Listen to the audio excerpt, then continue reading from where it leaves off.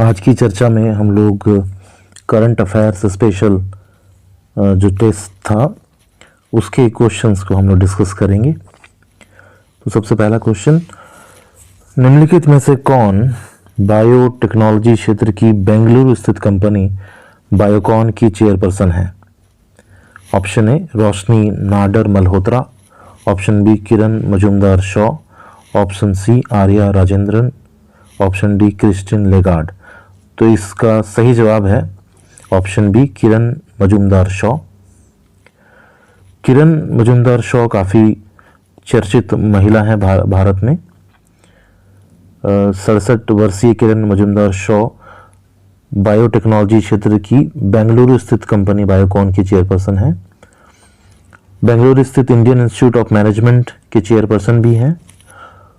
Forbes ने वर्ष की सर्वाधिक शक्तिशाली महिलाओं की वर्ष 2014, 2015, 2016, 2017, 2018, 2019 की सूची में भी स्थान उन्हें प्रदान किया था। पिछले वर्ष 2019 में फोर्ब्स की इस सूची में इनका 65वां स्थान था, जो 2020 में 68वां है। उद्योग व्यापार जगत के अनेक पुरस्कारों से वह सम्मानित किरण मजुमदार शॉ को भारत सरकार ने पद्मश्री व पद्म भूषण से सम्मानित किया है। इसके अलावा रोशनी नाडर मल्होत्रा HCL के संस्थापक चेयरमैन शिव नाडर की इकलौती संतान है और विश्व की सर्वाधिक शक्तिशाली 100 महिलाओं में भारत की 3 महिलाओं में से वो एक हैं। किरण मजुमदार शॉ और रोशनी नाडर मल्होत्रा के अलावा निर्मला सीतारमण को भी फोर्ब्स की इस सूची में जगह मिली है। आर्या राजेंद्रन तिरुवनंतपुरम की BSc की छात्रा हैं और वे देश में सबसे कम उम्र की महापौर बनी हैं। क्रिस्टिन लेगार्ड विश्व की सर्वाधिक शक्तिशाली महिलाओं में उनको दूसरा स्थान मिला है और एंजेला मर्केल जर्मन चांसलर विश्व की सबसे शक्तिशाली महिला। अगला प्रश्न है, पूर्णतः जैविक कृषि वाला भारत का पहला केंद्र शासित प्रदेश कौन सा है? Option A Lakshadweep, option B Chandigarh, option C Puducherry, option D Andaman और निकोबार द्वीप समूह। तो इस प्रश्न का सही उत्तर है ऑप्शन ए लक्षद्वीप। तो केंद्र शासित क्षेत्र लक्षद्वीप को अब पूर्णतः जैविकीय खेती वाला क्षेत्र दिसंबर 2020 में घोषित किया गया है। इस केंद्र शासित क्षेत्र में सभी कृषि कार्य सिंथेटिक उर्वरकों व कीटनाशकों के इस्तेमाल के बिना ही संपन्न किए जाते हैं। लक्षद्वीप से पूर्व सिक्किम को पूर्णतः जैविक खेती वाला राज्य जनवरी 2016 में घोषित किया गया था। लक्षद्वीप की कृषिगत उपजों में नारियल प्रमुख है। नारियल के 8 लाख वृक्ष वहां मौजूद हैं, जिनसे 11 करोड़ से अधिक नारियल प्रति वर्ष प्राप्त होते हैं। अन्य उपजों में बागवानी फसलें, फल व सब्जियां आदि मुख्यतः शामिल हैं। अगला प्रश्न है, विश्व आर्थिक मंच की बैठक वर्ष 2021 में कहां होगी? Option A Switzerland, option B Singapore, option C Bharat, option D Seychelles. तो विश्व आर्थिक मंच की जो बैठक है इस बार की 2021 की, वो ऑप्शन बी सिंगापुर में होगी। फोरम की यह वार्षिक बैठक प्रतिवर्ष वैसे तो जनवरी माह में स्विट्जरलैंड के दावोस में होती रही है, लेकिन इस वर्ष यूरोप के कोविड-19 महामारी के दबाव में होने के कारण बैठक को यूरोप से बाहर आयोजित करने का निर्णय लिया गया। सिंगापुर में यह आयोजन 25 से 28 मई 2021 को होगा। अगला प्रश्न है, भारतीय मूल की किस प्रतिभाशाली युवा को टाइम पत्रिका ने वर्ष 2020 के लिए किड ऑफ द ईयर घोषित किया? Option A Suman Saxena, option B Geetanjali Rao, option C Mayuri Ganguly, option D Neelu Ghosh. तो इसका सही जवाब है option B Geetanjali Rao. America की भारतीय मूल की प्रतिभाशाली युवा गीतांजलि राव को टाइम पत्रिका ने वर्ष 2020 के लिए किड ऑफ द ईयर घोषित करते हुए दिसंबर 2020 के एक अंक में मुख्य पृष्ठ पर स्थान दिया है। टाइम द्वारा इस सम्मान की शुरुआत इस वर्ष से ही की गई है। 15 वर्षीय गीतांजलि राव ने कई वैज्ञानिक नवाचार किए हैं जिनके चलते अनेक पुरस्कार उन्हें पहले भी मिल चुके हैं, जिनमें अमेरिका का टॉप यंग साइंटिस्ट अवार्ड भी शामिल है। अगला प्रश्न है, विश्व मृदा दिवस कब मनाया जाता है? तो ऑप्शन ए 3 दिसंबर, ऑप्शन बी 4 दिसंबर, ऑप्शन सी 5 दिसंबर, ऑप्शन डी 6 दिसंबर। तो इसका सही जवाब है ऑप्शन सी 5 दिसंबर।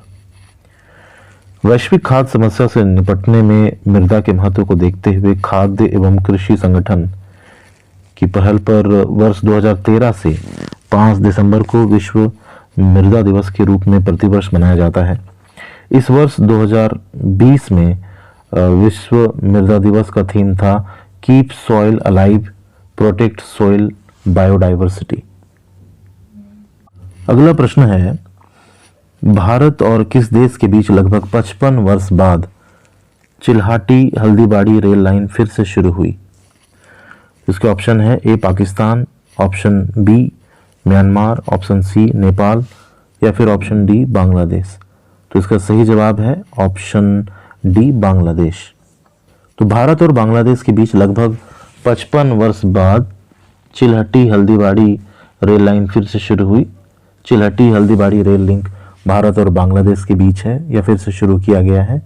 यह लिंक भारत पाकिस्तान के बीच हुई वर्ष 1965 की लड़ाई के समय बंद किया गया था। तो अगला प्रश्न है, विश्व का ऐसा कौन सा पहला देश है जहां प्रयोगशाला में बने मांस के व्यावसायिक उत्पादन, बिक्री और उपभोग को स्वीकृति प्रदान की गई है? तो ऑप्शन ए संयुक्त राज्य अमेरिका, option B Singapore, option C Finland, option D Canada. तो इस प्रश्न का सही जवाब है ऑप्शन बी सिंगापुर। अगला प्रश्न है, 21 दिसंबर 2020 को सौर मंडल के कौन से 2 बड़े ग्रह सेलेस्टियल अलाइनमेंट में आए जिसे खगोल शास्त्रियों द्वारा ग्रेट कंजंक्शन नाम दिया गया? ऑप्शन ए बृहस्पति एवं शनि, ऑप्शन बी पृथ्वी एवं मंगल, ऑप्शन सी मंगल एवं बुध, डी मंगल एवं शनि। तो इसका सही जवाब है ऑप्शन ए बृहस्पति एवं शनि। अगला प्रश्न है, भारतीय रिजर्व बैंक में डिप्टी गवर्नर के कुल कितने पद हैं? Option A 1, option B 2, option C 3, option D 4। तो इस प्रश्न का सही जवाब है ऑप्शन डी 4। अगला प्रश्न है, हाल ही में जापान का हायाबुसा 2 अंतरिक्ष यान किस क्षुद्रग्रह से नमूने लेकर वापस लौटा? ऑप्शन ए क्षुद्रग्रह राइगू, ऑप्शन बी क्षुद्रग्रह सेरेस, ऑप्शन सी क्षुद्रग्रह पल्लस, ऑप्शन डी क्षुद्रग्रह जुनो। तो इस प्रश्न का सही जवाब है ऑप्शन ए क्षुद्रग्रह राइगू। अगला प्रश्न है, प्रतिवर्ष मृदा दिवस कब मनाया जाता है? ऑप्शन है ऑप्शन ए 4 दिसंबर, ऑप्शन बी 5 दिसंबर, ऑप्शन सी 6 दिसंबर, ऑप्शन डी 7 दिसंबर। यह रिपीट प्रश्न है तो इसका जवाब है ऑप्शन बी 5 दिसंबर। अगला प्रश्न है कि हाल ही में जारी ग्लोबल टेररिज्म इंडेक्स 2020 में भारत को कौन सा स्थान मिला है? ऑप्शन ए 6वां, ऑप्शन बी 7वां, ऑप्शन सी 8वां या फिर ऑप्शन डी 9वां।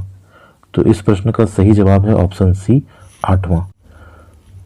तो ग्लोबल टेररिज्म इंडेक्स GTI 2020 में भारत को 2019 में आतंकवाद से सबसे अधिक प्रभावित देशों की सूची में वैश्विक स्तर पर 8वें स्थान पर रखा गया है।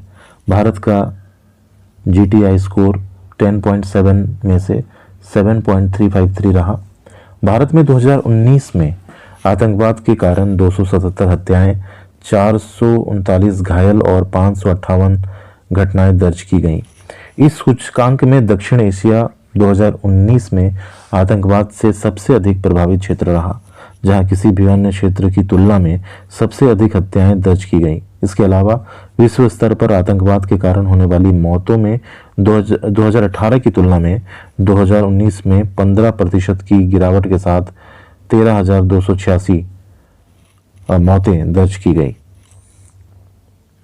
अगला प्रश्न है, महा आवास योजना किस राज्य सरकार की योजना है?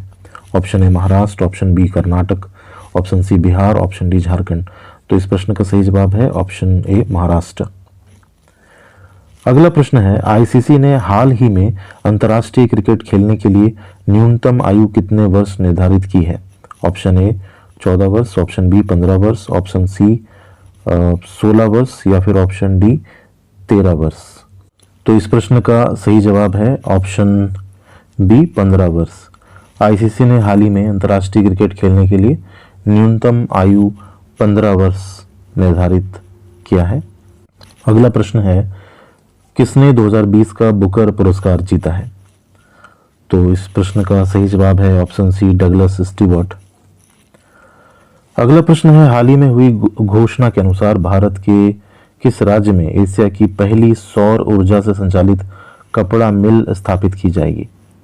Option A Maharashtra, option B Gujarat, option C Andhra Pradesh, option D Tamil Nadu. तो इस प्रश्न का जवाब है ऑप्शन ए महाराष्ट्र। एशिया का पहला सौर ऊर्जा सक्षम कपड़ा मिल महाराष्ट्र के परभणी जिले में स्थापित किया गया है। 30 एकड़ भूमि में फैली जय भवानी महिलाओं की सहकारी कपड़ा मिल एशिया का पहला ऐसा मिल होगा जो पूरी तरह से सौर ऊर्जा पर काम करेगा। इस परियोजना की स्थापना की कुल लागत लगभग 100 करोड़ रुपए है। अगला प्रश्न है, हाल ही में चुनाव आयोग ने पंजाब का स्टेट आइकन नियुक्त किया है। Option A Diljit Dosanjh, option B Virat Kohli, option C Milind Gaba, option D Sonu Sood. तो इस प्रश्न का सही जवाब है ऑप्शन डी सोनू सूद। अगला प्रश्न है कि हाल ही में कौन बिहार की पहली महिला उप मुख्यमंत्री बनी है? Option A Kanchan Devi, option B Renu Devi, option C Pushpa Devi, option D Manju Devi. तो इस प्रश्न का सही जवाब है ऑप्शन बी रेणु देवी। इस बार बिहार के लिए 2 उप मुख्यमंत्री बनाए गए हैं, एक हैं तारकिशोर प्रसाद और दूसरी हैं रेणु देवी।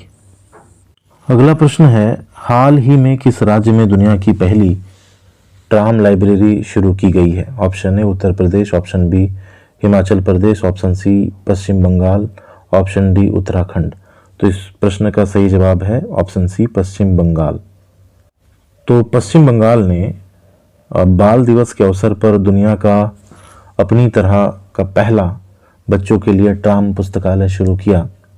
ट्राम एक प्रकार का रेल वाहन है जो सार्वजनिक सड़कों पर ट्रामवे पटरियों पर चलता है।